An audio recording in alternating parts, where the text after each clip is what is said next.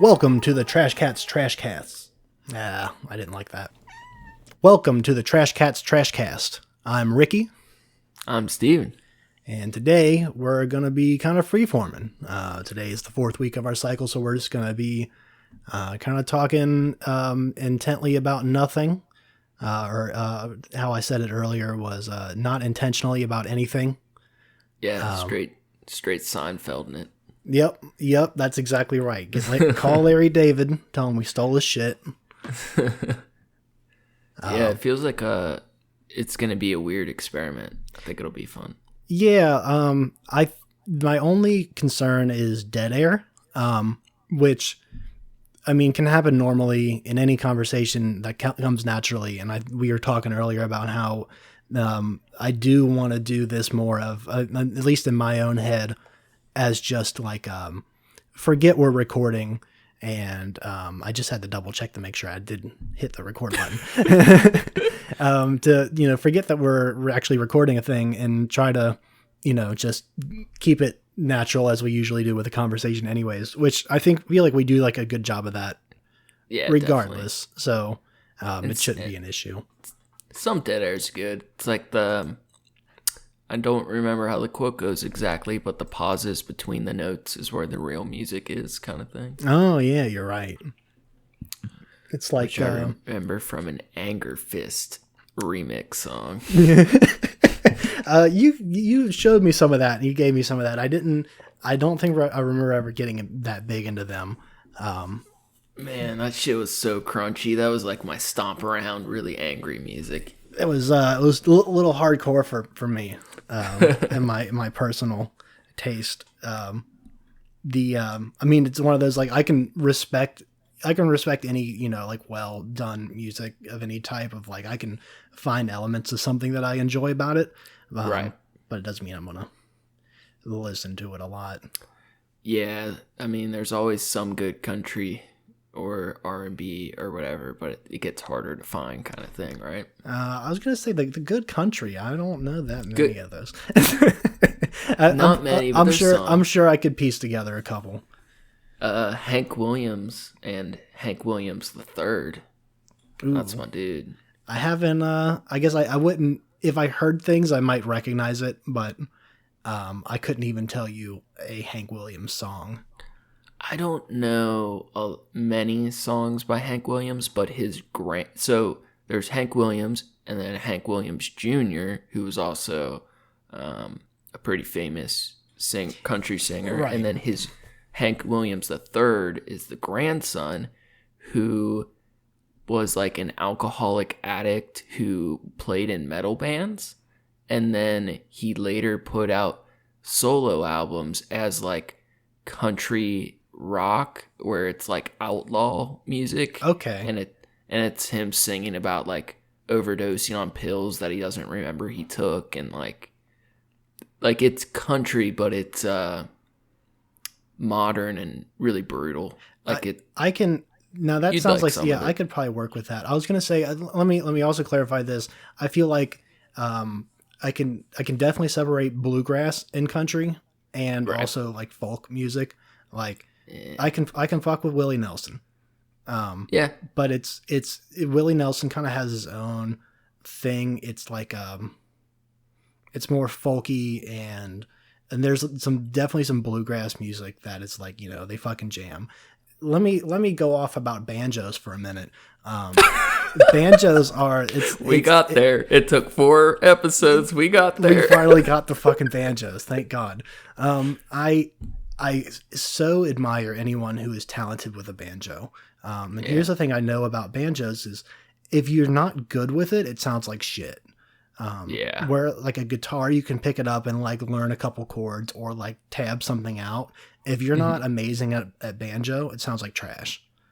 I agree. But if you're good, it can be outstanding. Yeah, exactly. It's one of the most coolest things to watch somebody who knows what the fuck they're doing with all the different like little different finger picks on, picking out, different notes and, sliding up and down and shit. Like I love it. When someone's really good, I can listen to a banjo solo for a good 15 solid minutes without getting, tired of it easily. that being said, do you have any honorable mentions this week? Let's just roll right into that. Oh, shit. I got a couple. The first we were kind of joking about because it is a Russian band that is really cool. If anybody knows the American, I think, band Johnny 23, it's kind of like a Russian version where it's like old prog rock, but it's very shoegazy, depressive, but like super beautiful. And we were joking about it because I don't know the name because it's in Russian and I could not spell it if I tried. So we may post some links later. But the other one, the other honorable mention, I'm texting you a picture of it now. There's this graphic designer I follow, and to be candid, I'm not big on all of his work, and I'm not super familiar with it, but he just did a design recently that I thought was so beautiful, and it's printed on a shirt, and it's just such cool art. And I think he's super talented, and I would love to see more stuff like this for sure. His Instagram handle is Mike Joyce. He's got a pretty big Instagram follower. I think he's a very successful graphic designer. So this shirt's so cool. It's like a burning molten hole into a beautiful desert landscape, and it's just so well done. I definitely rock that. I think that it's just the use of the landscape in a place where you wouldn't expect it, kind of thing. Reminds me of like a Salvador Dali kind of thing. Like I wouldn't ever peg this and like look at this and think like, oh, that's derivative of Dali, but it definitely has notes of like it looks like possible inspiration of that or from that. Yeah. So. And I actually think I recognize the landscape. I'm sure you've seen it. I know Suicide Boys has used it as one of their mixtape covers, but that old painting of that big pile of skulls in the desert, I think it's like based off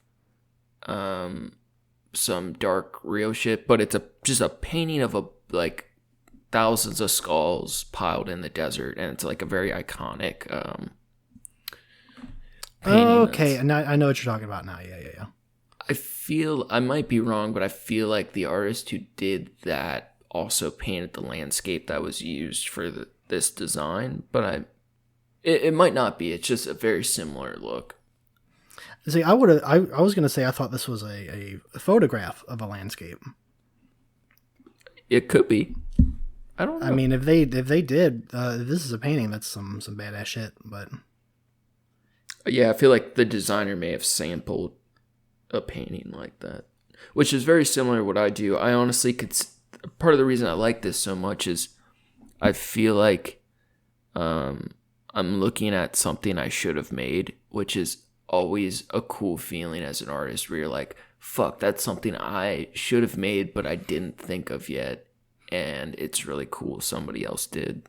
I don't think I've experienced that too many times, but I definitely I feel that. I get that more from things that I don't have any experience with at all. Like I've been looking at a lot of like woodworking. Like I love watching I don't remember the name of the YouTube channel now. There's multiple people that do it, but like there's one guy in particular that like takes these like old like burls from trees and like or like pine cones or crazy shit, and he turns it into art. Whether he cleans it all out and then shapes it, and then sometimes he uses resin, sometimes he doesn't. Or like molten metal and stuff. He does some really crazy shit, like making a lot of drinkware, cups and stuff like that, or like, but it's the way, and like lamps and shit, the way that to look into a thing like that. Subtractive sculpture in general is pretty crazy, but like utilizing that natural contours and stuff, I would love to do it. I'm crazy about it. I would love to get into woodworking if it wasn't so much of a financial burden to get all of the tools and things necessary to do the things that I'd like to do. but it's I look at pieces like that and I think, oh man, I could see myself doing that. Yeah, I could too. I think you'd be good at it. That's kind of the same as excuse me, the book binding stuff. Like Yeah, it, yeah, the people that are that really fulfilled. into it. Yeah, it's a lot of, like, you got to put a lot of resources into it though. Like not necessarily to start, but like the people that are really good, like they have all their techniques, but they have to have so many resources and tools and specific little things. I started making. There's a couple years ago, I was laid up with a hamstring issue, and my SI was all fucked up, and I decided in that summer, like I was already burnt out from my last job. I was planning on taking time off anyways. But because of that, like I couldn't like get a job as quickly as I wanted to because I was going to have to be on my feet more often. It's like, it was really, it hurt like a sumbitch. So I was thinking like, oh, maybe this would be a good time to like load up on making books and like try to sell them and see where that goes. And I'm happy with the things that I'd made. But I realized in that time, like, man, if I had the tools and, just like the guides and stuff to make these more precise and make these like a better quality, I know I could do it, but I'm sitting here and I have a bone folder and a metal ruler, and I bought a nice, cutting mat. But that's really all I had to fuck with. Yeah, I never really like finished, like I had some like art book and Zine plans that I never quite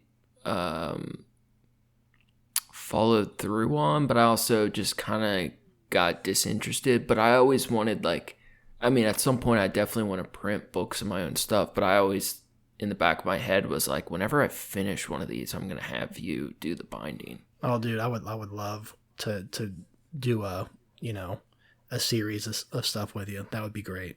Yeah, dude, it'd be so much fun. So that's future stuff. I was gonna ask you, do you have either any art projects that you recently or currently have worked on, or any things you're trying to work on soon? I am so glad you brought that up. Because one of the things I did want to mention today, I just this week I started playing Skyrim again, and my problem with Skyrim is that I fall into a hole of it where it's like, it's all I want to play, it's all I want to do. I get home from work and it's like, I just want to play that, and I'll 6 hours will go by and it's like, oh fuck, no, I need to go to sleep so I can fucking function like a person. I just started when you told me you were getting back into Skyrim, I started getting back into Resident Evil, so I feel nice. A little bit. The 7? 6. I haven't played 7 yet, and I really want to. Yeah, same. I'm considering waiting until I get VR. See, I've heard with VR for 7 that the VR can't handle the high graphics setting. Really? So that unless you're playing it on a PC that's decked out, so I've heard most people just like it without the VR.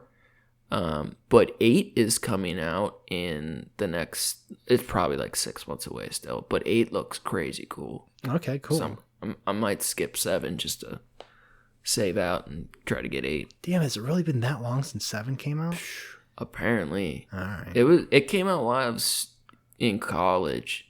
So college the first time. So that's a couple years ago. All right. Least.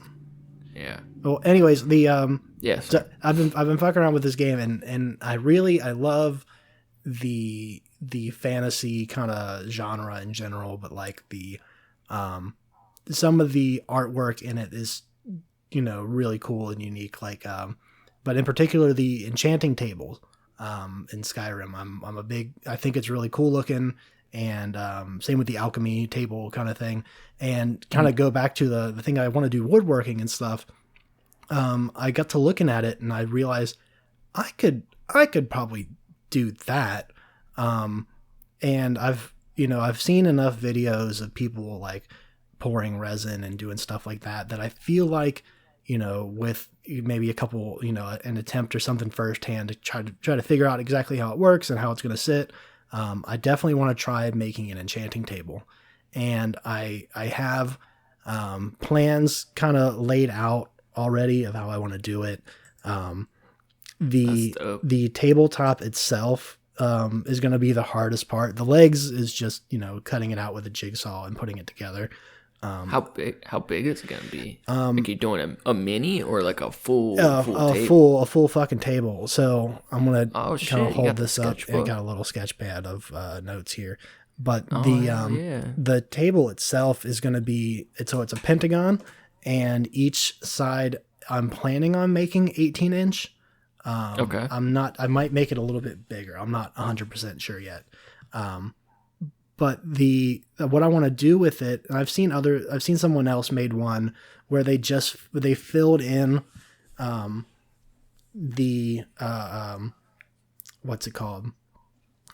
There's like glowing symbols on the table, and they filled that in with like glow in the dark resin, and That's what I was. it looked That's dope. cool. But I want to take it a step further and do LEDs inside of it. So would you do like a clear resin with bulbs illuminating through it? No, I would still do a colored resin, and I'd Okay. still want to Yeah. do a glow in the dark, pigment in there, color in there. Blacklight LED. No, I would want to use regular, and then it would glow. And then the idea is that when even when you turn the lights off, because of the glow in the dark thing, it kind of fades out. Oh, that's cool. So That'd be cool. that was the my intention with it, and I Dude, definitely I got plans for it. I think I can do it. It wouldn't be that big of an issue. The only thing I'm really concerned about is the resin, which I've never done before. And my cousin, I talked to him about helping me do it, and he's never done it before, but his wife has, so a little bit. So That's cool, man. I've done a little resin, but not much. But you reminded me, man, every like once in a while I remember this. So like when it was the first night I ever drank, but I was like maybe 15, and it like I later would like drink to get messed up for the first time, like a year later or whatever. But this is the first time I'd ever gone out with somebody and drank, and my older cousin took me out, and we went to the Final Fridays downtown Cincinnati. All the art galleries on the last Friday of the month would all be open, and there was and it's weird because in my head I remember it being so cool, but I feel like if I saw this exhibit now, I might not think it was that interesting. But at the time, I had never seen a like live performance gallery thing. So we go to this gallery, and there's like really loud DJ music. The lights are off, and they're flicking on and off. And there's a dude running around with a lantern, like some high powered light, and he's going up to the paintings that are like classical landscape and still life paintings, and he's putting the lantern light on the painting like to the music, and then when they switch the lights off, a totally unique different painting is revealed with the black light. that's sick. So he's like going around, and they're all like glowing and then fading back in the dark, and he's like lighting up these hidden paintings, and it looked like a mix between like a nice gallery and like a club. So it was like people like kind of dancing, like drinking party mode with this like really cool performance visual arts exhibit. It was really fun. Yeah, It was cool. that sounds like it'd be challenging to even kind of prepare. Yeah. Just like from concept alone, but actually, pulling it off in a way that like people are enjoying it, and it's cohesive to what's going on. That sounds awesome.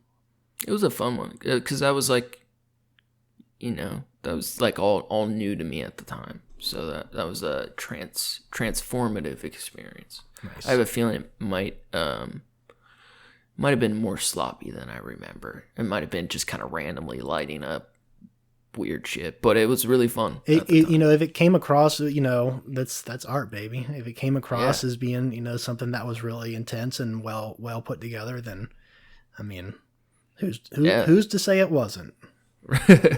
So that's cool, man. The table that'll be rad. Are you starting on that sometime soon, you think? Planning phase? Yeah. I still got to piece together a couple ideas because I have to have the full plan in my head before I, attack anything at all. That's just I can't start a thing until I understand it.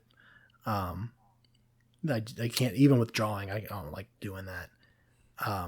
But I got to source out what kind of, what I'm going to use. And of course I'm going to end up staining it. And then there's detail stuff of I'm not going to, get the whole fucking, there's dragons on, either side of the legs on the sides. And it's they're chiseled into it. I'm not going to even fuck with that.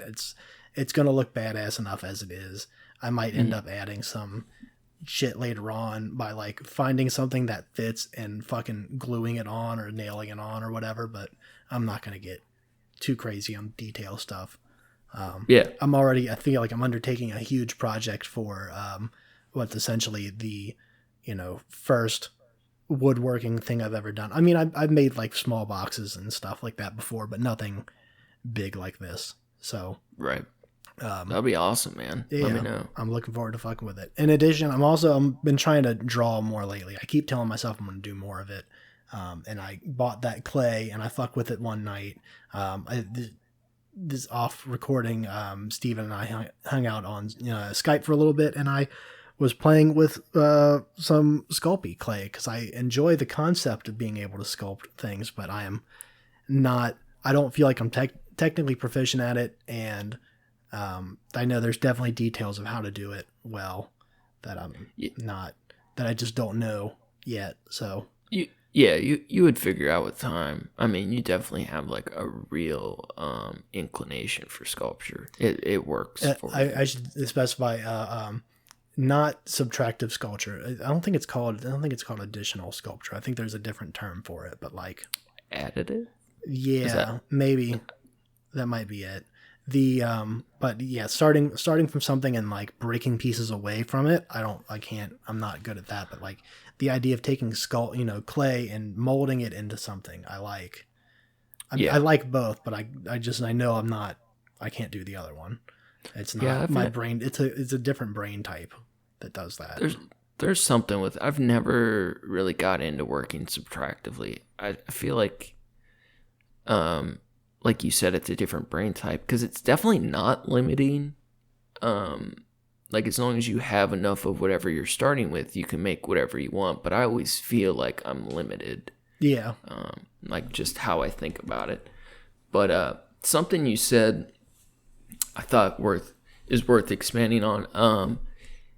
That I'm trying to remember how you said it exactly, but a concept I've thought about a lot over the years is that so much of both making art and perceiving art, so much is I've learned is, you were saying you have to have your ideas fully thought out. Yeah. And then you're able to execute them.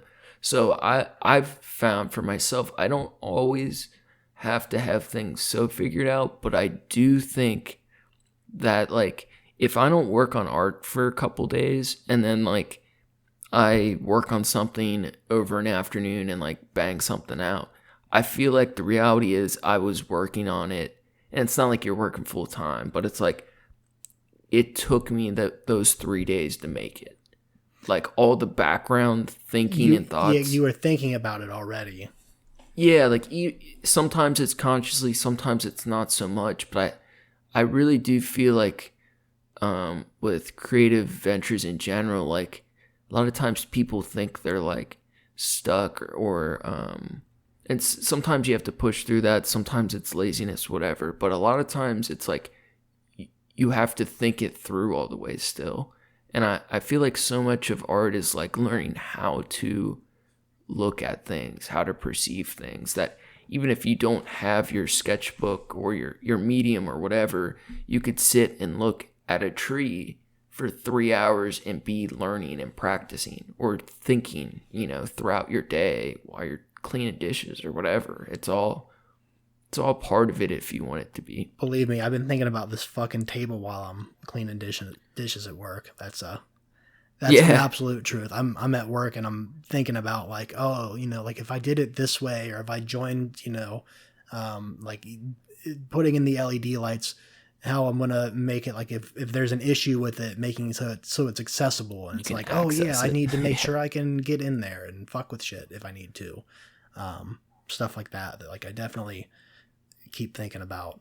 And even like this podcast, undertaking this, when we first started talking about it, I was actually excited about it, because I figured there's definitely going to be, times where I'm going to be thinking about it, off, recording. And I think there's a veil of, that I hear in a lot of other podcasts where it just seems like it's just, fucking, we just walked in and hit record and here's the gold. And, but there's definitely got to be some planning and some thought behind it, where it's like during my day-to-day thing, I'll think of something and I'll like, oh, I got to think of that for later. I got to bring that up later, or, figure out, what it is about this that I like, and, whether it's something that's worth talking about. And I think about that stuff all the time. Yeah, dude. I was super excited about it when we first even started talking about the podcast, that like, oh, cool, I'm going to have something to get interested in now. Yeah, dude. It's something to be excited about and pulls through time. And like, I mean, both of us feel the same way. Like, even if no one listens, it's like a fun project and like a chance to work with a friend and to like an excuse to hang out, but which is outstanding. But I do feel like in editing and reviewing, like we're still at a very humble start, but I feel really good. I do too. For everybody listening, we like what we do. We like it. It's so fun. We like what we did so far. I thought I would hate listening to myself, and it's still like really weird, but it's really fun to like form ideas with someone and to research things and learn more, figure out how we feel about things. And of course, I mean, like I was going to say, and they feel like they've just gotten better, but I feel like, of course, you do something more than once and you should get better at it. I love the phrase that, practice doesn't make perfect, practice makes permanent. But because we're listening to it again and we're learning from it, I feel like we're getting better, and each one gets more listenable. Especially in the editing work that you do it kicks ass. Steven's done all the edits so far. I plan on helping with that someday. You do such a kick ass job that it's really fun. I miss doing editing because I got an associate's degree in audio video production, and then I didn't use it at all, and I hadn't really done editing in a while, and I kind of forgot how much I enjoyed it. So it's a great excuse to practice some stuff. But man, I was talking to my little sister this week, and I forget what she said, something, and then I said something very sarcastic back that was like like a harsh judgment on like it was like somebody's style or like something they believed in, but it was jokingly. And she said something like, how are you like this all the time? Like, how do you judge things so harshly all the time? I was like she was kind of like implying like, who are you to judge things? And I'm like, who am I not to judge things? Like, I feel like all of us, like all people all day long, we're constantly like critiquing things. And I feel like I'm meant to critique things, and I really enjoy it. And I really like having a podcast where I can just like trash anything I want. Right. Exactly. Very fun. Now, of course, and I know that you intend this, that, if it's something that you don't understand, maybe you don't have the lineage to, or you shouldn't have the ability to trash it too hard. But I mean, if it just, if you don't like the cut of its jib, fuck it. Yeah. I got out of jury duty basically by saying that about a guy. They don't like the cut of his jib. He I didn't say exactly that, but he what happened? All right, so start at the beginning. and it wasn't like I was trying to get out of jury duty. Let me start by saying that. But we got brought into the room, and the guy had. Where was this at? This is here in Detroit. Okay. Okay. He was accused. So he hit some woman, and he was drunk driving, and he hit some woman and her kid or something, and they both suffered like injuries. Like, no, I don't remember anyone died, but they both suffered, tremendous injuries. And he's saying what they were trying, he wasn't saying that he didn't do it, but he's trying to say that he wasn't drunk. And the argument that they were trying to make was that when they didn't test him at the time of the crash, they tested him hours later at the hospital. Yeah. So, which is like standard. They know how to it's not like that often happens, and they know by math and the chemistry, whatever, they can tell what your levels were at the crash, but it does give someone a little wiggle room, but not much, Yeah, but I immediately was like, no, there's no fucking way that you're telling me that it was like he blew over like a significant amount later on still. And it was like, there's no fucking way that it was that high then. And like the alcohol wasn't in your system that he had a drink, right before he left. He had been drinking and he was fine. And he had a drink right before he left. And then, so it's like, he already admitted that he's had multiple drinks. And the one he had, in a short period of time, he downed something, he, chugged a beer or whatever.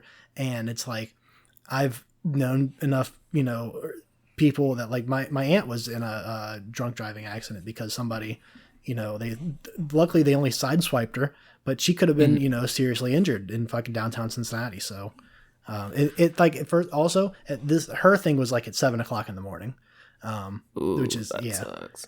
But he, so, well, of course they go through and they ask the jury, like, does anyone here feel like they can't, unbiasedly, and he looked like a shithead, he didn't, it didn't look like, and I thought about this earlier, so this is kind of serendipitous, but I thought earlier today, about somehow, the court system's kind of fucked, because, for people that come to, court and they don't have a, they can't afford like a nice suit or something. And, you'll see sometimes pictures of people that are wearing like shitty cut clothes or like, pajamas. Yeah.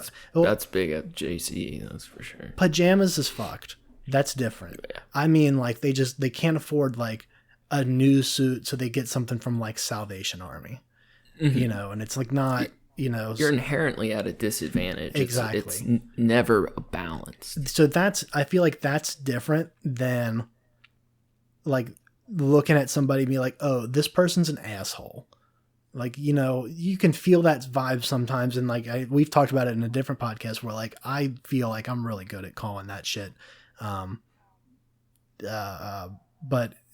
I basically told him like, when they said like, do you feel like you could, be unbiased? And I said, no, I don't think I can. First, a close family member of mine, was almost killed in a drunk driving accident, not that long ago. And, he looks, guilty to me. Or I didn't say he looked guilty. I said he looked, he's like, I don't like, I don't like his look. I can't be unbiased here. I'm not going to lie. And so they removed me. It's like, I wasn't trying to be, like I said, I wasn't trying to get out of jury duty because it doesn't even work like that. They just send you back to the room and they give you a new fucking case anyway. But I mean, that's the best. I don't think anybody who hears that, they might not understand, but I don't think it's anyone's place to judge if your bias is right or wrong, or was right or wrong. But what you did was the honest thing. Yeah, I think like, that's more fair than if I was just like, you know what, fuck this guy, I'm going to put him in the slammer. You know, Dude, like so many people do that. Yeah. That's so fucked. Yeah. I don't know how I got off onto that. I know we were talking about judging art and ideas and shit. You said something about, you know, Biases. like, yeah, it was like, we said the cut of his jib. That's what it was. And Yeah, man. Dude, I said that and put myself on my own tangent. Yeah. And now I've been charged with DUIs, or at a DUI, and I've got out of a couple. But in retrospect, I feel so fortunate I never fucked up anybody besides myself. And that's a lot out of like pure luck, you know? Yeah. That shit's scary. It's It fucked is. up. I luckily I've never been in that position. There are definitely times, especially when I lived in Florida, when I was only a couple miles away from home. You know, I would bike drunk, which, you know, where I was, it was like all kind of like sidewalk paths back to my home. And, you know, the couple of times where I definitely got in my car and it was like, wow, I probably shouldn't be doing this. It was close to my home, and I you know, I won't do that anymore at all. I was young, and I definitely, I am adamantly against drunk driving, or impaired driving, you know, of any kind, really. I agree, but I haven't for a while, but I do know myself well enough. Like, if I get fucked up at all, I am like drawn to a car like a magnet. It's like a moth to a flame. I need to like go self-destruct in a car. Yeah. I don't know what it is, man. That's not to say that I haven't gone to the bar and had a couple drinks and then left. But I guess I've just become so much more cautious about my limit there. Yeah. And especially now that I'm in a bigger city too, like when, you know, bars were open and that was a thing that you can do. I always factored that cost into me going out that night, was like the potential of having to pay for a lift home and then back in the morning to get my fucking car. Yeah. I started doing that, and that made me spend less money on alcohol at the bar too. It's like, okay, if I know that whatever I'm getting, I'm going to have to spend at least another $20 to get home and back. Right. Man, you're a better man in that respect than I am. That's for sure, man. You know, and you know, the $20 there and back, that's the way I think I started looking at it, was paying for a lift home and back, still way cheaper than, of even just getting a fine or getting, into an accident or something. Boy, that's no joke. Fucking $20 is nothing. No. Yeah, I've wrecked way too many cars. $20 is nothing in comparison. $20 is not nothing. And it's a lot right now when everybody's fucking broke. It is, man. Fucking broke as a joke over here, man. Dude, I'm feeling that pressure hard right now. I got my semester I just finished exams yesterday, so I have winter break or whatever. It's 2 weeks, so I have 2 weeks where I don't have to do much, so I'm just gonna be working on art, writing, doing stuff. But my goal is to try to get some cash up. And my sister I was talking to, she was like, "So what are you gonna do to get some money?" I was like, "It's meth season. It's cooking meth season. We gotta get the stacks up real quick, man. I need something bad. Get them Sudafeds, dog. Gotta break some bad real quick. Something." I was smart enough to put away some money when I got that stimulus money and I've been getting that unemployment. So I was smart enough to stash a bunch of that away, and it's got me through, the heat of it. And, but I'm still only working 20 hours a week right now. And, my unemployment runs out in December. It already is December. It runs out in a couple weeks. Damn. So when that happens, though, I did talk to my boss, and we're probably gonna. Hopefully, I'll be back to full time, and I'll be good for a minute. But boy, it's hurting in the meantime. Dude, I feel you on that. feel you on that. I'm gonna say, if nothing else, I'm blessed enough that I haven't had to deal with this, not, at least not since college. In college, I always had a fallback, but I never wanted to like ask my parents for money. I chose to eat nothing but rice and meat scraps from work, from whatever extra shit we got from school.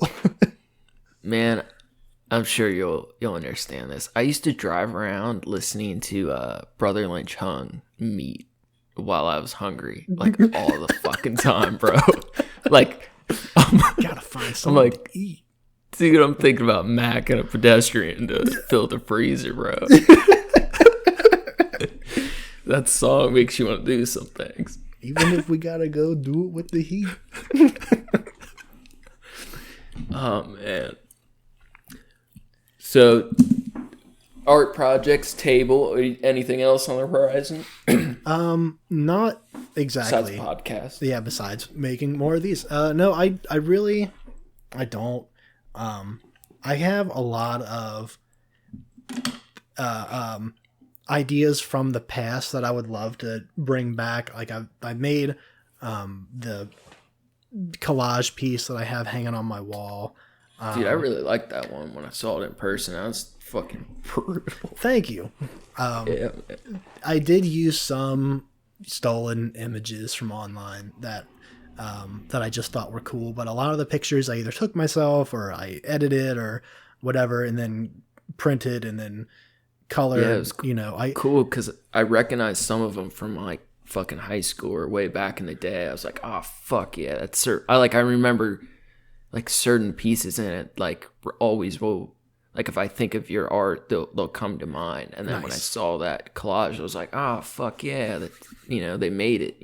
I still have. I found this recently because it's to talk about each other's artwork. I found a hard drive that I hadn't used in years, and I found because I thought it was broken, but I just needed an adapter for it. So I pulled it up, and I found you had given me the digital files to Liquid Diary. Oh shit. And I was looking through some of those, man. That's what I go through when I think of your work is Liquid Diary, because that's when I was like, oh, this motherfucker's crazy. Dude, that's so funny, man. It is weird. So I'll explain that diary book in a minute, but it is weird because I think most people that I've stayed close with over the years prefer my drawn artwork over my digital, and I really like my digital. I think it's apples and oranges. I agree, it's very different, and it's weird when I go back and look at my old stuff. I both very much enjoy it, but I think part of it feels too raw. It just makes me upset, like because I was like doing so poorly at the time, where like I really like every 6 months or so I'll look at that book, and it's like both very interesting, but then like it like skeeves me out. You know what I mean? It's weird. Yeah, I mean, even as an artist in general, to look at your old work is one thing, because it's like, well, either whether you think this is shit or there's sometimes pieces where you're like, oh, this one was good. This actually didn't suck so bad. But, especially if it takes you back to a different time where, that you I guess not, I was going to say embarrassed, but that's not even the right word. It was just, it was a different time in your life where you weren't your best self, and it makes you think about it. That's, that's a personal thing that, Too many memories and shit. So I'll explain this book real quick. So in high school, I started a book project where it was this sketchbook I bought, and like now I feel like there's a lot of people that paint with blood now and like do stuff like that where they have like a nice setup and they're drawing blood and like mixing it out. But when I was in high school, I was just a fucking train wreck, and I just filled this whole book. It was called The Liquid Diary, and it was just filled with both mine and other people's bodily fluids that I would like paint and draw with. And I filled the whole book over like the last 2 years of high school, and some of the pieces are really fucking rad, but this book is like, it's fucking evil. Even if like you don't like the art, it's like, this shit's fucking weird. Yeah, it's wicked as fuck. How is it aged, can I ask? As far as awesome. Like the colors and stuff. It's so crusty. There's a lot of like blood flakes that chip off when you turn pages, and a lot of the colors have changed. And some of it is some of the color changes are like beautiful because it looks like it's actually like molding and like shit. Okay. doing weird things. But some of it too, I think parts of it will be destroyed with time because things sticking together or just like oils on things, just like not wanting to turn the pages, just staying flat for so long. So it's definitely a little worse for wear, but I like it more now. It's aged like a fine cheese.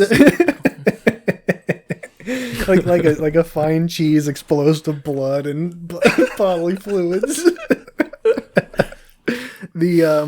I'm not sure. I feel like I've shown you this. I was so inspired by that book that it was because when we met, we were we were doing bookbinding at the time, and I really enjoyed it, and it was I made a Japanese stab bound book that's like 2.5 inches by 4.5 inches, and I made it just as like a kind of a sketchbook thing, but I ended up filling it with like horror shit and like whether it was like really brutal like gory stuff or I draw a lot of like women and like nudes and stuff, and I did a lot of those and kind of some graffiti stuff in there, and that was... You shared some photos with me, but I never got to see it in person. Oh, it was heavily inspired by Liquid Diary,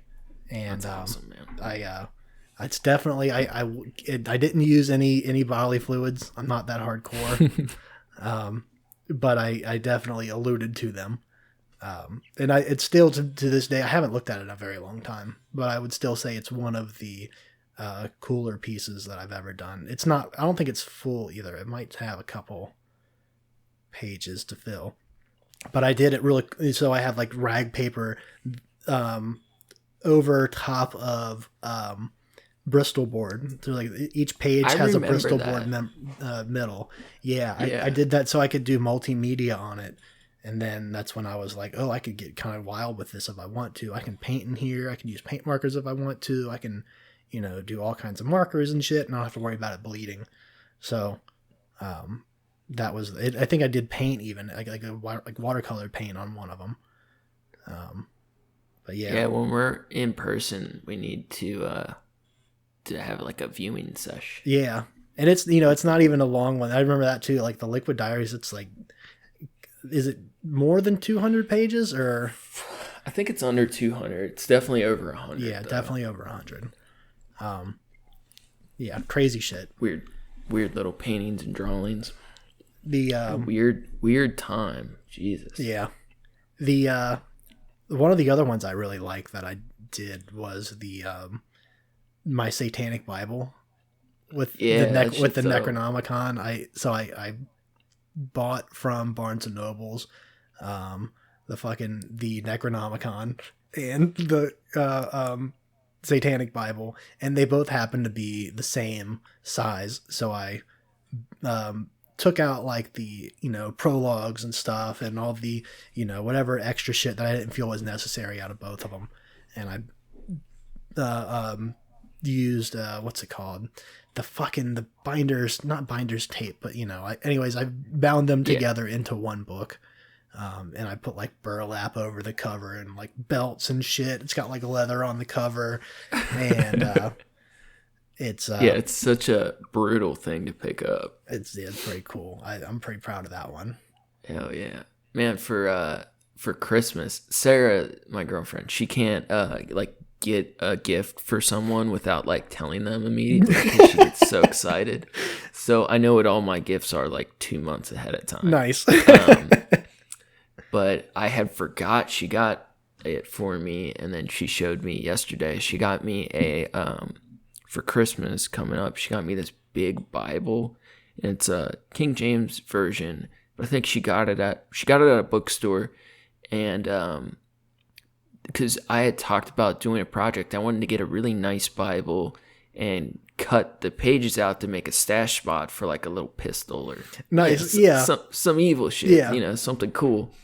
And she got this Bible, and it's so beautiful. I don't think I want to cut it up. It's got like marbled pages for like the intro, and it's like black leather with impressions and gold leaf kind of shit. So it's so pretty. I might have to keep it intact because I've been meaning to reread the Bible. I've read it through more than once, but it's been a long time. So it's just another satanic text in my mind. It'll get there. Yeah. I mean, like you said, you put a gun in there, and then it can be the Lord holds your solution. He works in mysterious ways. He works in mysterious ways. Oh man. Let me hit you with the word of the Lord real quick. It's like Pulp Fiction. Man. I don't know. You said Pulp Fiction, and I thought of one of the other things I want to talk about was a movie. Not really a movie. It's a podcast about a movie. Oh god damn it! It's so fucking stupid, and it's so fucking good. And I'm really I haven't listened to it yet. He's told me about it, so I'm really excited to check this out because I like the things they do. But go for it. I feel like if you don't know who the McElroy brothers are and you listen to podcasts, I don't know what you're even doing. There's so many. So they do my brother and me. They do the Adventure Zone, the D&D podcast. And there's another group of podcasters called that do the worst idea of all time. And what the worst idea of all time, what they usually do is they pick a shitty movie and they watch it every week for a full year, and then they discuss it each time. Different notes that they found out about it. I need to get into it because what they do is really good. But they have teamed up, and every Thanksgiving they release a podcast in which they have just watched the movie Paul Blart Mall Cop 2. And they give they talk about their thoughts on it, and they're 5 years deep now. They so fucking stupid. I love it. So funny. It is it's a great listen every year. I've learned about it last year, and I kind of binged them, and then they did an extra one this last year during quarantine. They were like, the world's at a standstill. People need hope. So here we are. We're going to watch Paul Blart 1. And they did that. This year's was really good. Also, they did like a let's watch, to commentary to sync up with it. Right. But it's great to listen every year as like their opinions change, and like this one hated it, the first year, and then they're kind of giving into it the second year, and I don't want to give away too much because it's fun to listen to. And they don't advertise at all. It's all by word of mouth, and any thing I don't think they even accept donations or whatever. They don't have ads on it or whatever. They do recommend that people go out and in lieu of supporting them, they go support charities and stuff. Definitely a good listen. Yeah. But the podcast is called Till Death Do Us Blart. That's outstanding. It's so fucking good. I just accidentally punched my cat in the face because she tried to jump up on my lap, and I was moving my hands too much. She seems okay. Dude, that's something. Oh yeah, you good girl. Yes. Dude, that's something I kind of wanted to get your take on. Have you, there's podcasts I follow and YouTube stuff that I am, at my wit's end with ads, bro. Oh, yeah. We've discussed that, for our podcast, we don't want to be that way, but I understand some ads or like people that are really big, like, yeah, they need to make money and stuff, but like Your Mom's House or like just some other big ones, that stuff like I genuinely like, but the ads shit is like out of control. Yeah. It'll be for like 2.5 minute ads back to back. So you're at 5 minutes, followed by YouTube ads. And it's like, what the fuck is going on? It's so like, man, the internet's just like really fucking ate up right now. Even there's so much good shit out there, but so much shit is like ruined at the same time. Yeah. It makes me wonder like how much each, ad actually, how much they get from that.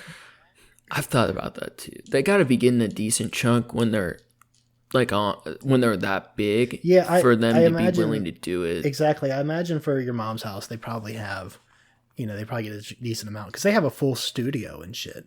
Like they went through the effort of like putting together a whole studio where they host all these different podcasts. And, yeah. My guess is like a show like that's big with a big fan base. When they do those 2-minute ads where they talk about something personally, I'm guessing they're getting like 10 grand. Yeah. Per ad. Per ad? That's what I would think. Dude, I wasn't thinking anywhere near that. I was thinking maybe a G. Because if like you're that bed company or whatever and you want your ad run, like you're probably only doing one ad per episode. So like a company that's big like that podcast is reaching like 10 million people. True. So my guess is they're willing to pay 10 grand to try to get that much in sales. That's what I'm guessing, because I don't think a lot of these people that like we've listened to over the years do podcasts or videos, I don't think they're willing to sell their souls out unless they're getting like a decent chunk, or I'd hope not. Yeah, I gotta say, I'm always down, and we both talked about this. We want to keep it ad free for as long as possible. But boy, if someone comes to us with numbers like that, sorry y'all. We'll try to structure them real good so it doesn't seem apparent. Also, it would be a hard choice. Yeah, honestly. It depends on the level. We don't have to worry about it anytime soon. Yeah, but we're getting a little big for our britches talking about sponsors. Hey, we're 5 episodes in. Oh, that's right. We're sponsored by 7-Eleven, right? The 7-Eleven. Hit it up anytime. Ignore the guy outside. He just asks for money. He's not going to be violent, probably, we think. Probably. Dude, that's funny. So one of the art projects I've been working on that I told you about, I think last week, is I've been writing a story. Like, I'm trying to finish a book, and it's something, like, totally out of my norm. I've always done a lot of writing. Not a lot of writing. I've always wrote, but not a lot. And I never really, like, I could do some creative writing, but I wasn't writing stories so much or trying to finish a book. So just today, I was writing this scene or chapter or whatever that involved a person going into 7-Eleven. And the lady behind the counter, her name is Janice. And I've been thinking about this fake imaginary Janice, like, for 2 days. And it's pretty funny. That is. I picture her last name. Me and Sarah were watching something, and I like to give like characters in shows goofier names. Like I gave one dude, his name was P. Wallaby, and Janice Trinidad. And I just like I just like to annoy her, so I come up with goofy names for everybody. That's beautiful. I love that. P. Wallaby on the case. There's I'm looking forward to reading anything that you send to me. I know you used to do, like you said, you used to do some pieces. Whenever you would post stuff on your Tumblr way back in the day or whatever, you always had a little something underneath it, whether it was a couple lines or like a paragraph or so. Like it was poetry, really. Yeah, and that's what I felt more comfortable with at the time. And I've just never done a whole lot of creative writing aside from poetry, so it feels very weird to try to figure out a plot and to not give up on writing something. Like, I can write shitty poetry all day, something short, you know what I mean? But trying to write a story, it's been a lot bigger of a challenge for me, but I'm enjoying it a lot. I mean, you say that like, oh, I can write shitty poetry all day. Fucking don't downplay it like that. I can't do shit like that. And it's like I don't find any I guess inspiration to, or I don't feel compelled to. And if I did, I would be like fucking deer in headlights. So, you know, kudos on you for you know, having that and you know, putting a pen to it. You didn't read all of the poetry. Wow. I thought it was good. So every once in a while, I'd come up with something. They were definitely they felt deep, whether or not they were meant to be, you know, or they felt like they were deep, whether or not they were. And it might just be because I'm a fan, and you know, I might have seen it through rose tinted glasses, but from what I remember, I was always like, oh damn, that's some heavy shit. I appreciate it, man. I always am jealous of both writers and musicians. Like my brother John, who does our intro stuff. Like sometimes he makes, like we were talking earlier, sometimes he'll make things where I'm like, I should have thought of that. Kind of like I get that feeling where like I feel like I can write music. Like I used to play music. I never got good. I didn't quite put in the work, but I also wasn't my natural. I didn't have an inclination towards it either. So I always wanted to do music, and it just wasn't going to work out. But I feel like I can write songs. Like if he was making the music and I was telling him what I wanted it to sound like, I feel like I could write really good music. Like I could have the ideas, but I can't make it. So I'm always like really jealous of both writers and musicians. I know exactly that feeling with music specifically. The writing, I don't really get that feeling, but the music specifically, with only one case really. So when I was younger, especially I used to do this, and I still do every now and then. When I'm doing like mindless work or something, like I was working at a dishwasher at a place for a while when I was young, and I was playing guitar a lot, and I would play. You were good too. Thank you. Like, especially you know, at that time, at that age, like you were solid. When you or David would play, it was always super cool. When I would think about songs in my head though, of like things that I want to write, like I could never like just. I learned through tablature. And like, I don't even really know. I know a couple chords, but like, I don't know how to string them together into anything good. The music that I would want to play in my head is like technical kind of metal with like sick riffs and stuff. And like, I can hear it in my head of like what it would be. And I never heard it actualized anywhere until I listened to Within the Ruins. And you showed me that. They that have cool. A few instrumental tracks. They actually released 3 instrumental albums and as like a package thing. And I bought the shit out of that because it was the first time I'd ever heard something that was like anywhere near what I would make if I had made music. And nothing to bag on the vocalist, but I definitely I don't listen to their music with the vocals because the music is so intricate and good by itself. That's what I want to hear from them. So it's you know, it's definitely a specific taste, but I really like that one a lot. I can't remember them too well. I know I really liked what you showed me, but I know they reminded me, like at the time we were talking about Animals as Leaders. That kind of really brutal but technical, just so talented. Yeah. Definitely, like I said, just some crazy riffs on shit, and you can hear, you know, classical influences and, you know, some modern kind of bassy, you know, beat and percussion kind of work. Really interesting shit. if anything, if you look up anything by him, look up Ataxia. Any of the Ataxia series is really good. Awesome. The I was gonna say something else about motherfucking artwork. There's something about your work, and I say anything. Any particular projects you're working on right now that you're? I mean, besides the writing, any digital pieces? I mean, you've been cranking them out. Like I know you said you had some, that you either saved up or whatever, but you're cranking them out like a motherfucker. Yeah, most of them are old. But I've been finding things take me.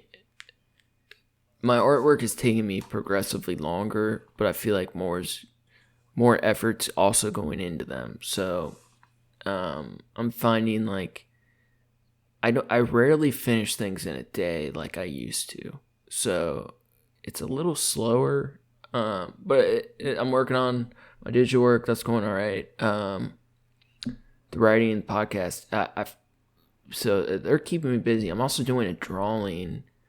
My mom just wanted a drawing of her house that we grew up in, kind of thing, forever. So I'm doing a technical drawing, and that for me, like, I haven't been drawing heavy for a while, and it's challenging.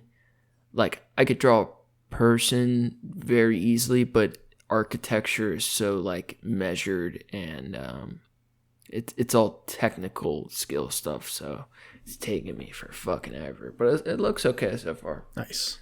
But yeah, man, I feel like I'm kind of spread too thin on the different creative ventures, but you got a lot of shit going on between school and your own work, and even the podcast, and But I enjoy it. So I feel like I need to do all of them, like, in a good way. But I also I feel that 100%. Dude, like, mental health stuff. Like, I feel like definitely needing those things. The podcast is a big help, but I feel like those kind of things are like, for both of us, how we are, it's like shit we have to do, or we're probably not doing great. Yeah. In particular, like at work, I take on, a lot of extra ventures, whether it's just like little projects or, like a bunch of little projects, or like, when I do, like we just did, the holiday shit for Thanksgiving, a little bit ago.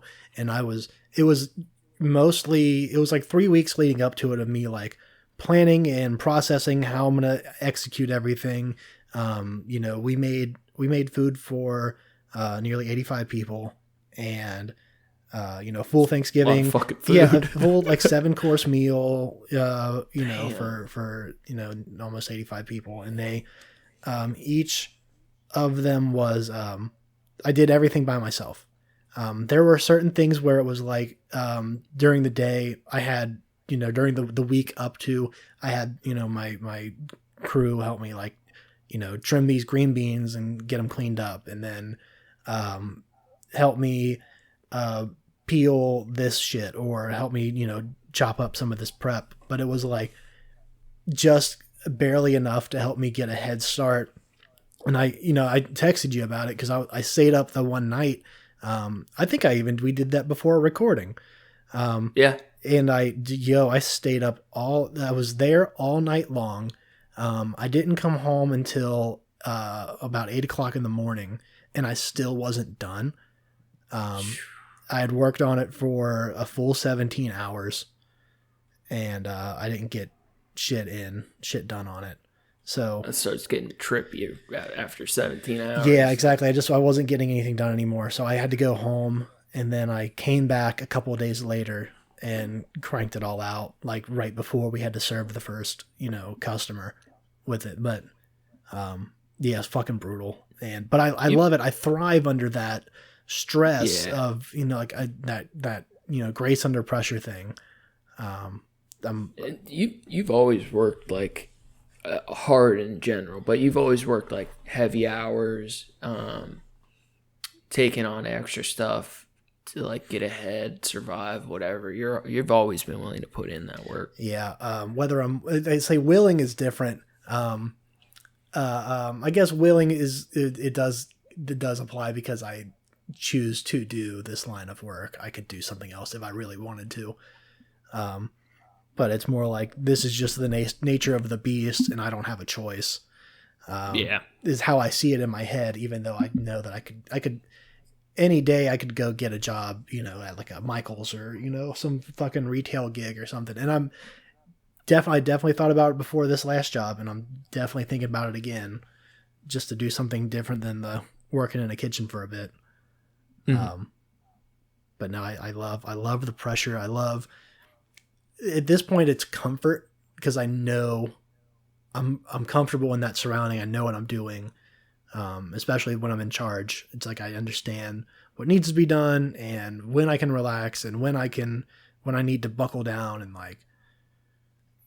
and I have a great team that helps out too. But dude, I hope one of these days you get to have your own in your field in some way or shape. You get to like be full control of. You know what I'm saying? Yeah. Like you get to run your own show. Yeah. One way or another. I've thrown out the idea of doing a restaurant ever. I would never do that. That's just a hole that you throw all your money into, and then that's so hard. Even if the food's good and whatever, it doesn't mean you're going to succeed. One of the things I thought about is a bar potentially. I have concepts for like a nice, old school, jazzy kind of bluesy bar with, high end. Yeah, basically, what's it called? Attire, what's it called? When you have to wear certain shit. Yeah, I know what you're saying. Yeah, dress code. A dress code. Yeah. Like you have to be wearing. Gentleman's lounge. Yeah, like at least, a button-up shirt and, a fucking suit jacket. And someone said like, oh, you should have a coat check there for like regular customers when they come in. You have their coat already for them. You have their, their suit, so they can come in after work and you have it ready, their lounge jacket, and you can have, a cigar lounge or something. And, and I was like, oh, fuck yeah, this is gold. But that's when that's after I hit the lottery and I have money, the lottery that I don't play. But that'd be dope though, man. I think doing pop-ups and stuff would be something. Even if I got out of the industry, I would love to still do that once that becomes a thing again. Just go in and stay at take over a kitchen for a couple weeks or a couple weekends and do a couple seatings of 50 or 75 people or something and fucking crush it out. I think that's more fun. It's more entertaining. That's what all the fun of making specials and doing rad shit without the daily cost of rent and whatever. Right, dude. How long do you think it's gonna be till that shit comes back, man? I'm planning for the entire next year to be. That's what almost I think. Exactly like this. Yeah. I think it's at least that. It's funny when I've had a couple of different customers come in like, when is this gonna be? Like when are we gonna be able to go back to normal? Like they're asking me, and it's like not up to me, dude. Holmes. I don't. Fuck. Let me ask my boss. I don't know. Oh shit! Yeah, I feel like COVID shit's gonna go on a lot longer than like our elected officials want to say. Yeah, I feel like this is gonna be here for a while. Well, did you hear the shit about there's a woman in Florida, and this is all, I guess it's all speculation, but I 100% believe it. I guess I forget if it was a senator or the health advisors in Florida, or the head of some health department. Anyways, he was lying about the numbers of cases and people dying. He was lessening the amount. And some woman that was fired for calling him out for it.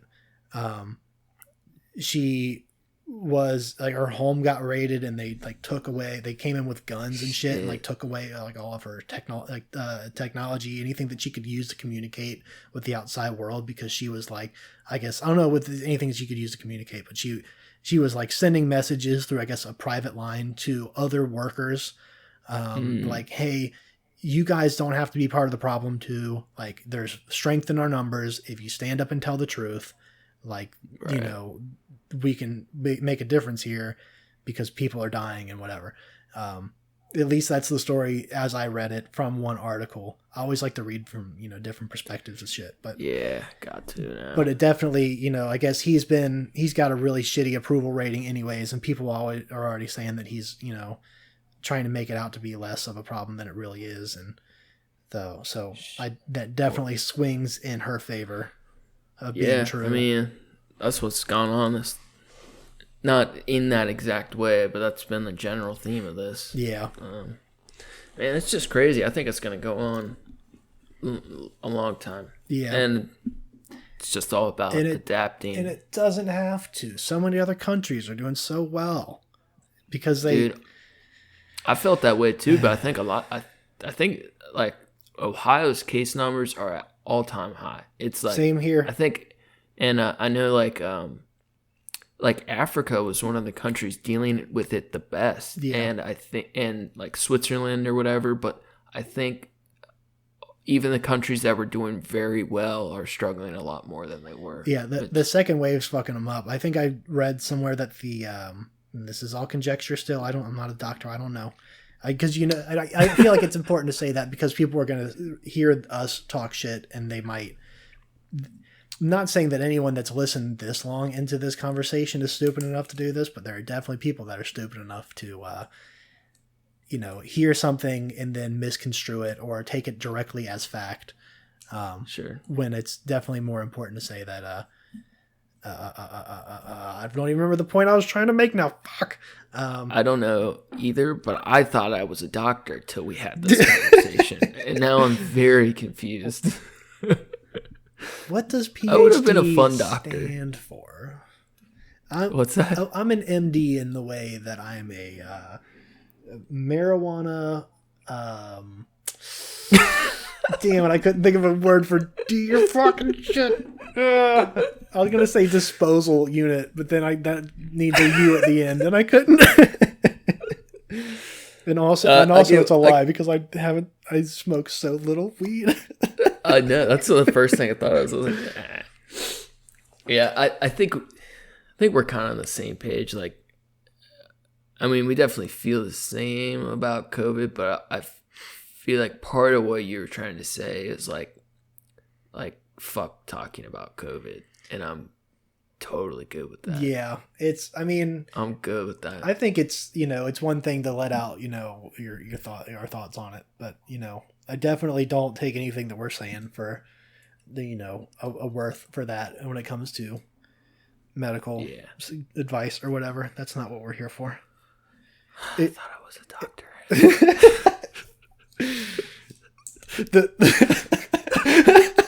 The lowest paid doctor across the country. This is really hard news for me. Oh, fuck. So, what the fuck else is going on? Well, this cat's finally back on my lap. She's not happy about it, though, apparently. She's adorable. Every time I touch her, she looks like she enjoys it at first, and then her little paw comes up like, stop. Just kind of puts it down. Her little claws come out on my hand. She's not like hurting me, but her claws are out. Like, okay, you feel this. It's not good.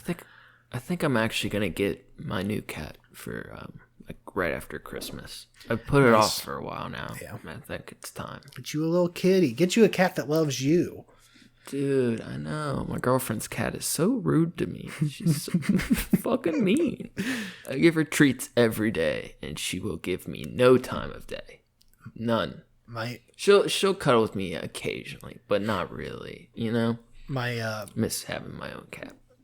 I do stay. My mom and I live in a 2-bedroom apartment. I had this cat since before she moved up here. So like we already had an existing relationship, and then when my mom came up into the picture, she slowly adapted to her, and she lets her pet her and feed her and give her treats and stuff. And she's like, she slept on her lap one time and then never again.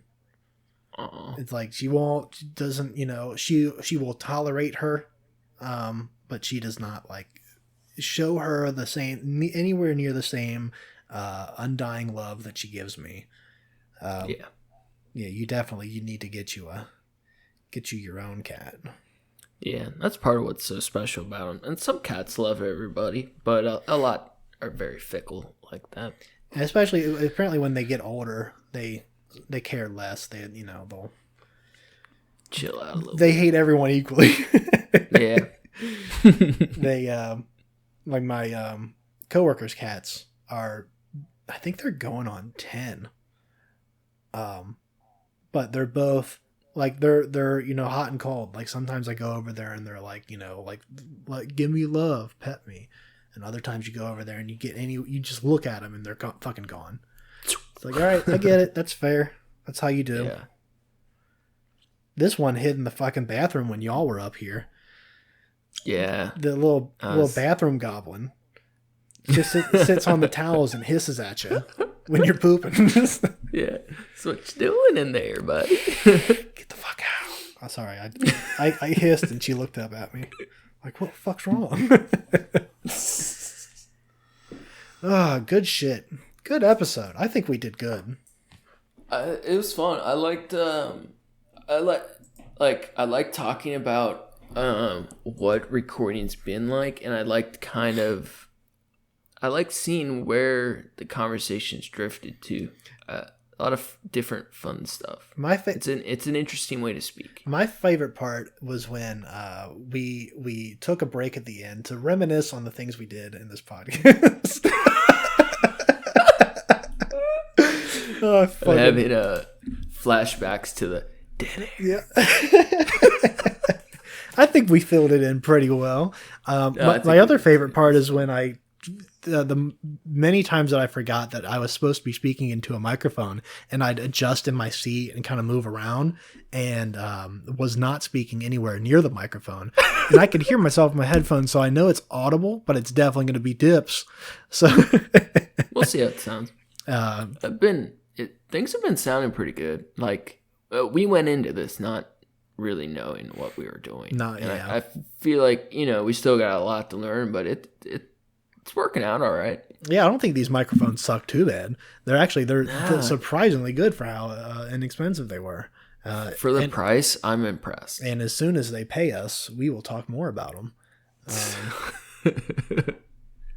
Or if anybody else would, like to get in on that sponsorship money, we've given you a taste. We've given you like what's this, 5th episode now? Come on. 5th episode. So, 4th not including the intro. Right. Yeah. Episode That's 0. going to throw us off. Yeah, that's going to fuck us up. That was probably a mistake. That one was a freebie. So that reminds me, something I was going to talk to you off air. We might have to we're figuring out our hosting, but I've also seen with RSS feeds for podcasts, not always, but oftentimes titles have to be under 20 characters. Oh, that's poison. It is. So I don't know if that will for sure affect us or not, but it may mean we have to have some creative fun trying to retitle things. I like our titles a lot so far. That's that late stage capitalism, dog. It's coming to get you. We can get creative with that. Mm-hmm. I'm even down with going with some just dropping some vowels out. Get real culty with it. Yeah, man, get weird about it. License plate kind of typing. I'm down. We'll fuck them up. Dude, it's cool though seeing, I don't know. I'm excited though. It's been really fun. It has. It's been definitely a learning experience, and there's definitely so much more to do. It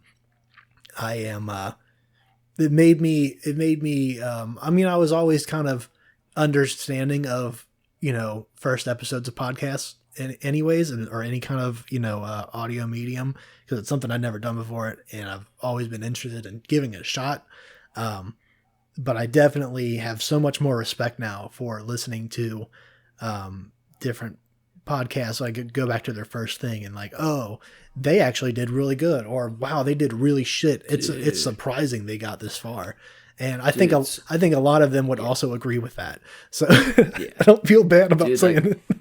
Some of those people are beasts, man. Like one of my favorites for a long time is called Behind the Bastards. And this dude, he was the guy who hosted. He hosted with other people, but the lead host, his name is Robert Evans, and he was His name was Bob Evans? Dude. All right, remind me to tell you something. Okay. His name is Robert Evans. But, God, I don't want to get it wrong.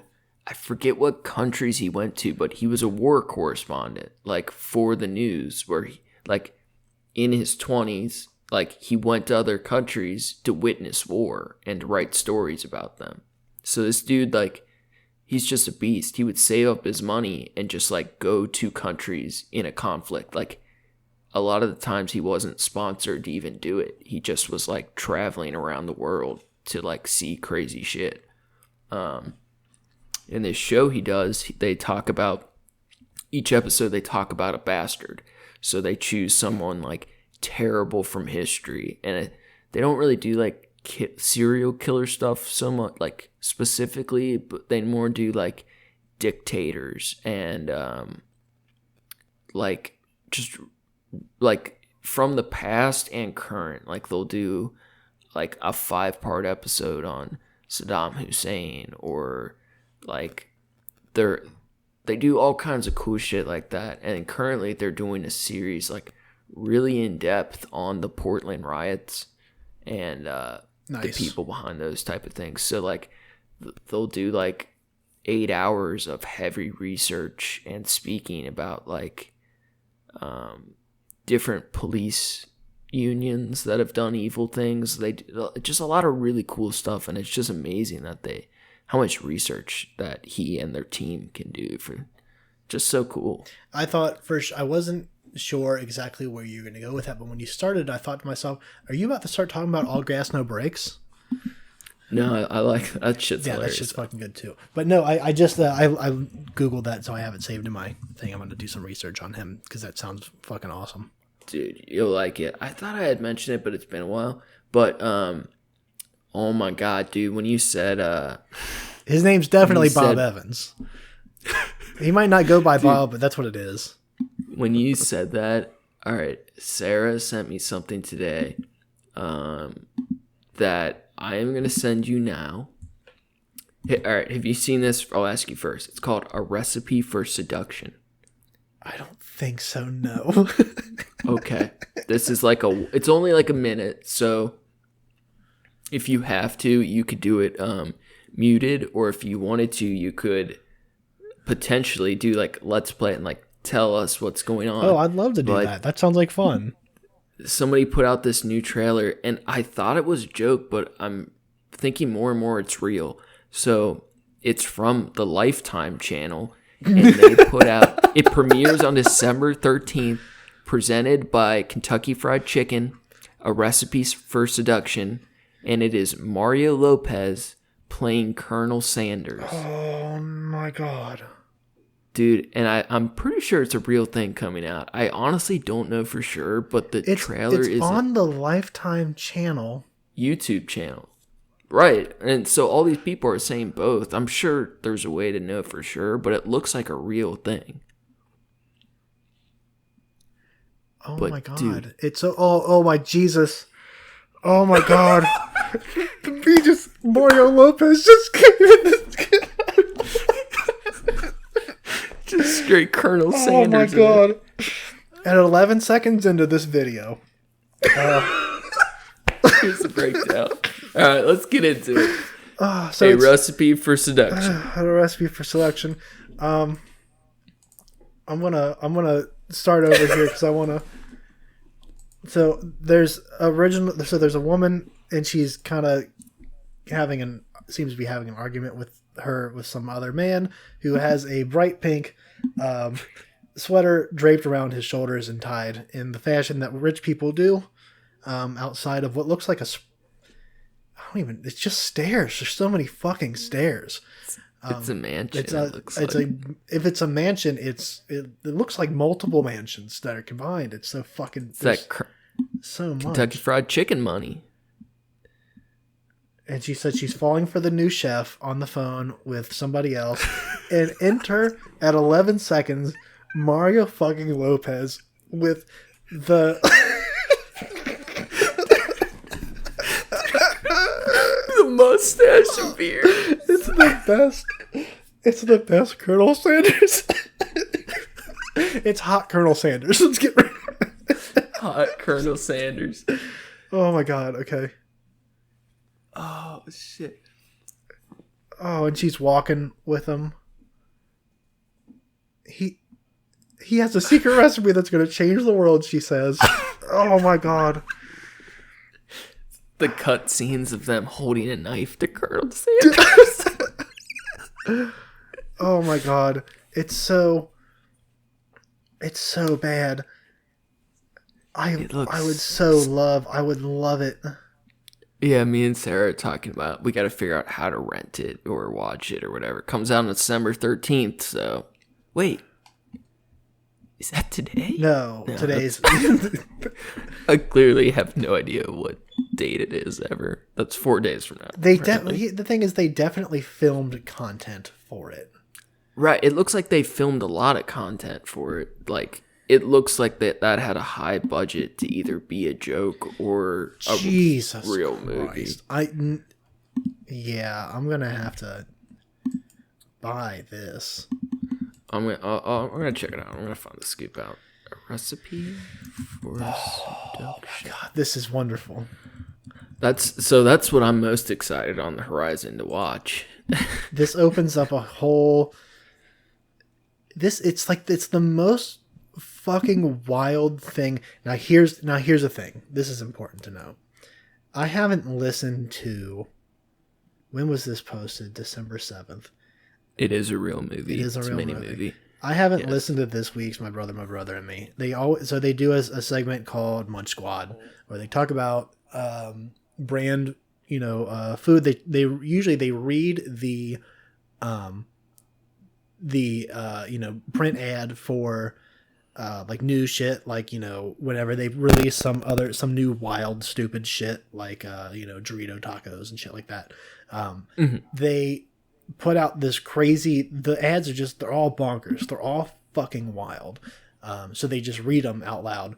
And I haven't listened to this week's yet. So it's got to be mentioned on there. They got to talk about it. I bet they'll give a fuck. Oh my god. I can't wait. Now I have something to live for this weekend. That's it's that sometimes it's that simple. You just got to find little things to keep you going. Dude, that's the truth, man. Like life's shitty. Like it's all about just finding fun shit, like fun stupid shit to like pull you through time. I'd like to read a comment by YouTube user SkyBunny777 who says, "What in the fried chicken is this?" Well, not my secret formula. I'd like to read another comment from Jack's Blade on YouTube. Says, even if he isn't the mascot of the restaurant, can Popeye make a cameo as a love rival?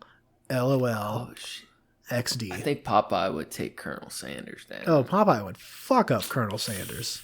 I mean, let's get real. The Colonel's been in the army, or maybe he's a Marine.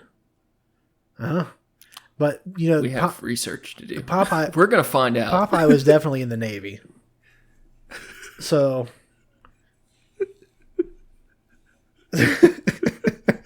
he's the sailor man. He's Popeye the fucking sailor man. Oh shit! Also, he must not have did too well in the Navy either, because spinach goes bad like hella quick. I guess he eats canned spinach, so that's canned spinach. Yeah, it's true. Never mind, I take it back. I take it all back. I'm sorry. Don't at me. Don't cancel me. I'm sorry. I wish Popeye or Sanders, or perhaps both of them, could have made an appearance in 1917. Oh my god. If you have to get this message to Colonel Sanders. All right, so they get there, it's not Benedict Cumberbatch, it's Mario Lopez. So, all right, what about James Bond versus Popeye? Oh, James Bond would win. I'm thinking James, but that's a hard one to call. Because Popeye doesn't fuck with guns. That's where I go. I mean, if we're talking about a fist-to-fist combat, Popeye all day. Yeah, fisticuffs, Popeye, weapons, battle royale, Bond. Yeah. Yeah. These are the important questions in life, and someone has to ask them, and we have the answers. Is there anything you've hated this week? Like, I know we've been doing honorable mentions, and kind of after talking to my sister, I was thinking about like dishonorable mentions as a concept. Because we're the trash cast, and I feel like we could trash harder if we wanted to find dishonorable things. That could be fun in the future, you know? I mean, the first thing that comes to mind when you ask that is ice on the ground. I've almost slipped and fallen twice in the last week. On days when it's like, I look at the temperature outside, and I'm like, oh, okay, it's probably good. There's not. And I start walking out to my car, and it's like, oh, shit. So, there's that. It's been pretty warm here. We had a little weather, but not too much. Yeah, fuck yet. you. It's not like it's been that bad here either. It's just I was surprised by a couple times. It's like, oh shit, there's actually like ice out. The air doesn't feel that bad even when it's cloudy. It's like I haven't actually worn a coat out yet. I've been like wearing long sleeves, but that's about it. But I do think it'd be fun to like try to find like one thing a week, like a new music video or just something, things like that. Something we can like explain why it's bad. Something that fucking sucks. Yeah, I mean, there's so much of it. You're right, there is, and I had a note in front of me before we started, and I feel like here it is. I feel like one of these things could be one of those things. Okay. Oh, wait, hold on. Pause this segment. So, okay. Not last week, a couple weeks ago, what's part of the kimono here? We recorded the Catholicism episode, and it was real close to the beginning, and you had mentioned that you were an altar boy. And what I thought of in that moment, I had to write down, which is, so I always say "your boy." It's your boy, you know. And I thought altar boy. Oh, God. And I had to write it down, and I had it sitting in my phone as a note, and I'd forgotten about it. And then now weeks later, I found it the other day, and I was like, "Oh fuck!" It's just your altar boys here. A couple altar boy. That's gonna be that's my other rap name. Oh, my other rap moniker now is Ultra Boy. Dude, this is random. Yeah. All right, so we'll probably forget about this, but we should talk about it another time. Have you heard of Nico Jenkins? Not Nico Jenkins, no.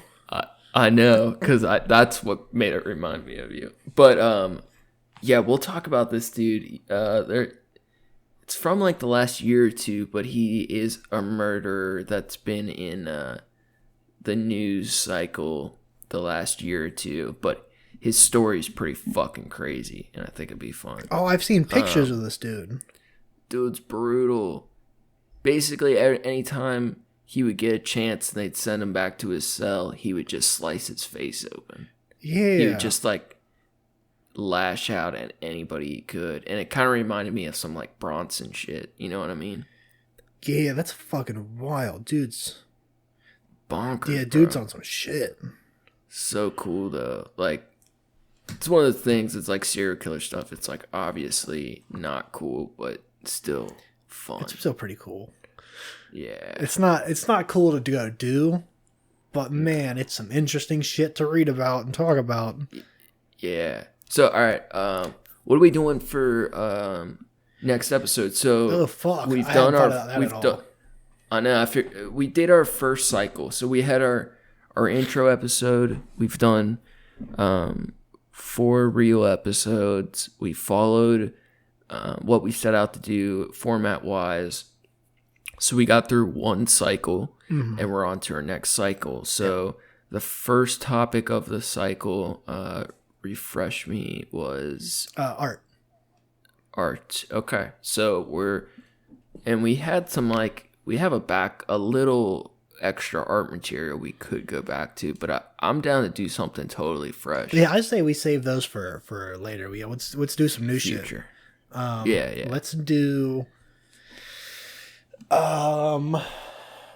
something really fun.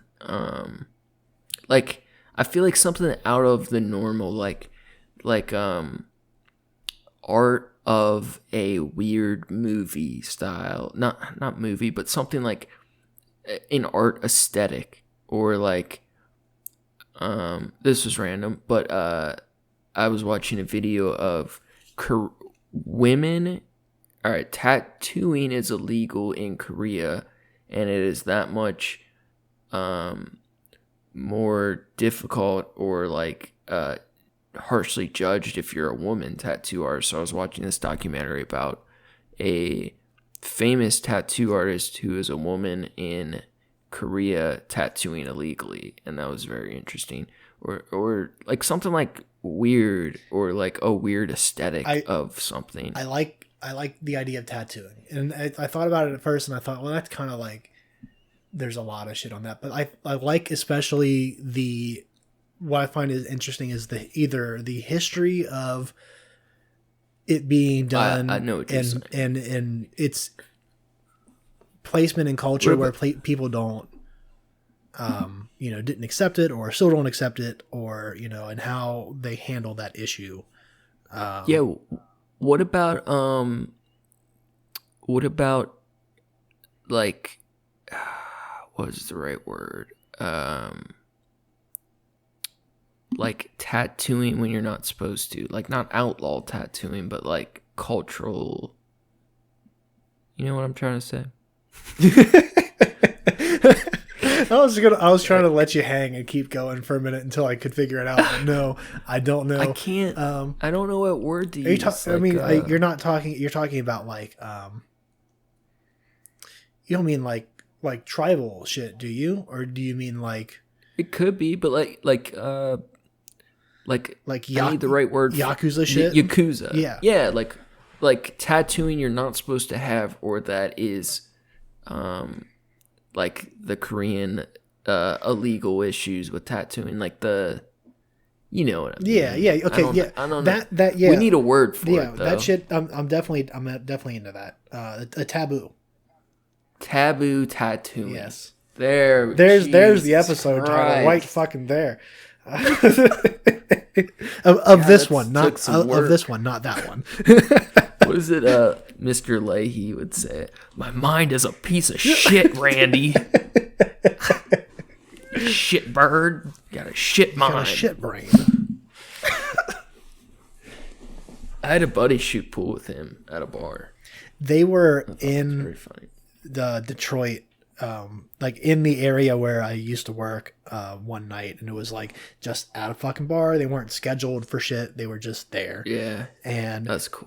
A couple of my coworkers went out somewhere after work, and they ran into them and like talked with them for a minute. And they were like full in character, fucking doing it. It was funny, fucking him and Randy. God. I was like, that's so fucking cool. That's such a beautiful thing that like they super don't have to do. I'm sure they were like here for a show somewhere and like finished it and like kept going about it. But like they don't have to stay in character. They don't have to go out and like be with people and do shit. But like it's such, you can tell they just enjoy for the fucking love of the game. Yeah, that's for the love, dude. So. Does that sound fun to you, taboo tattooing? Yes, absolutely. Our art episode. I love, in within that is so much of the, you know, Southeastern, you know, Asian art style that I really like. And I think, you know, it touches points on that because the histories are intertwined. And I know a little bit about it, especially in Japan, with the tattoo culture. So that gives a good basis to fall back on. I would love to do some more research and definitely talk about it next week. That'll be fun, man. Fuck yeah. And then, yeah, we got some other cool stuff ahead, like the... Oh, God, my mind is a piece of shit. The Truman Show kind of stuff. That's gonna be some wild shit. So, some simulation theory stuff. Yeah, so we got like, I don't think we need the whole cycle planned out, but we got some ideas for the next couple. They could change at any time, but we got some fun stuff for the next couple. So to be fair, we have a strong list in our fucking Google document somewhere, but you know, it's I think it's always fun. I like this that you started to kind of put me on the spot for these things. I think it's fun to try to come up with it. I do too, because like we're either like gonna come up with a dumb idea and then not follow through on it and have to revert back, or we're gonna like have a really interesting thought and come up with something cool to do. It's fun. I can't wait until the day where someone actually listens to this and they send us a message and they make a request for a thing, and then we don't do it. I can't. We say no. It's like, yeah, I got you, boss. Yeah, man, we'll get around to that one. Yeah, and then it doesn't happen. I can't wait for it. Don't be the first. Don't be the first to send us a thing. We're gonna reject it just for our egos. Dude, that's not. I feel like this went well. I feel like we'll feel more confident going into future freestyles too. Yeah, absolutely. We won't. Yeah, this is cool. Be worried about all that dead, all the air that's dying in front of us. Just rotten air. It's fun. It's cool. So sign off. Get the fuck out of here. Yeah. Shouts out to your brother John. Thank you, John. Approaching Human on SoundCloud. Yes, sir. Shouts out to you and your Instagram. Yeah, on Instagram, my art account is Skyzix, SKYZICX. Fucking dope shit. Loading it up with some artwork. About a bunch of shit on there now. Thank you, sir. And we're still working on our social media, but we got stuff. We're gonna get it drop like a bunch of these episodes at once with everything prepared. So damn, dog, we almost got like 2 hours here. Fuck. I know. Nice work. Plenty. Yeah, I think most of it's good. Maybe we'll cut some out, but I think it worked. Yeah, I think we did. We also started recording before we started, but until next time, thank you everybody for listening, and yes. Pet a cat. Pet a cat. Sounds nice. See you later. Bye. See ya.